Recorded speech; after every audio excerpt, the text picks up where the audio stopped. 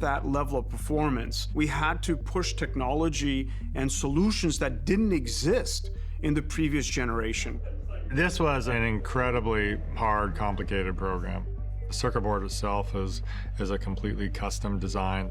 And we were building these chips, which was a new process at the time.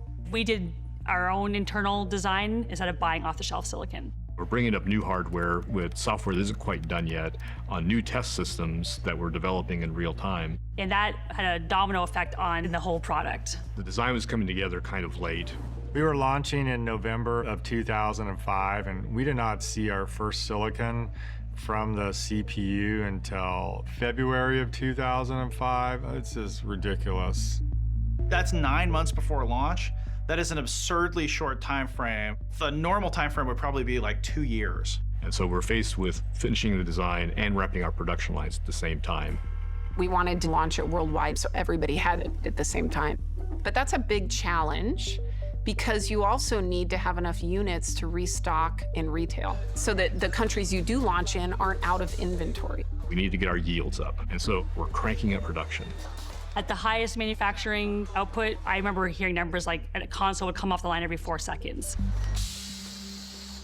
But as we're ramping production, we start to see reports of these issues that were coming up. Lots of inconsistencies. Consoles would fail at test stations. If you build 100 of these things, only 50 or 60 of them would work, which is really, really bad. Like a real robust yield rate would have been 90, 95. This was the fog of war that we had to see through, and that was, is there something wrong with the design of the product, or are we testing it incorrectly? Because we were trying to ship in high volume, there wasn't much time to think about it because there was so much to be done. One way of dealing with the failed consoles was to put them into these nice boxes and stack them so that you would get back to them at some future point in time. In a way, we were kicking the can down the road a little bit. We are developing what we call a bone pile. At the height, we created a bone pile that was over 600,000 units deep. And so it's just like the Lucille Ball episode where the chocolates are coming off the conveyor belt, and they're coming off so fast that they can't do anything with them. That's exactly what was going on. The thing about building consoles is Christmas doesn't change.